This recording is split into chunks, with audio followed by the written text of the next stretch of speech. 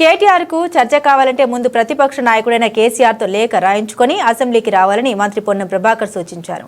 బహిరంగ చర్చకు వేదిక అసెంబ్లీ మాత్రమేనని స్పష్టం చేశారు. అప్పుడే ఎవరేం తప్పు చేశారో, తెలంగాణకు ఎలాంటి అన్యాయం చేశారో ప్రజలకు తెలుస్తుందన్నారు. బీఆర్ఎస్ బలం ఇప్పటికే లోక్సభ ఎన్నికల్లో తెలిసిపోయిందని, స్థానిక సంస్థల ఎలక్షన్స్ లోనూ ఆ పార్టీ తెలిపోతుందని వ్యాఖ్యానించారు. సిరిసిల్ల శాసనసభ్యుడు, తెలంగాణ రాష్ట్ర సమితి వర్కింగ్ ప్రెసిడెంట్, ప్రజాస్వామ్యం పట్ల ఏమాత్రం విలువలున్నా ముఖ్యమంత్రి రేవంత్ రెడ్డి గారు చెప్పినట్టుగా మీరు ప్రతిపక్ష నాయకులతో ఒక లేఖ రాయించండి. సభలో మనమందరం కూడా సభ్యులం. మీరు అడుగుతున్న అంశాల మీద చర్చ చేయడానికి ప్రభుత్వం సంసిద్ధంగా ఉంది. మేమే అడుగుతా ఉన్నాం చర్చకు రమ్మని. కాబట్టి ప్రతిపక్ష నాయకులతో లేఖ రాయించి సభలో చర్చ చేసినట్టయితే చర్చ రికార్డ్ అవుతుంది. చర్చ ప్రజల దగ్గర చర్చ ప్రజల దగ్గర ఉంటుంది.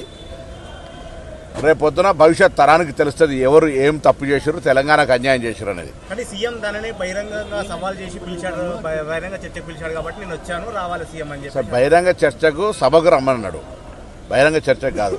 సభలో చర్చ చేద్దాం, లేఖ రాయండి, రమ్మని చెప్తా ఉన్నారు.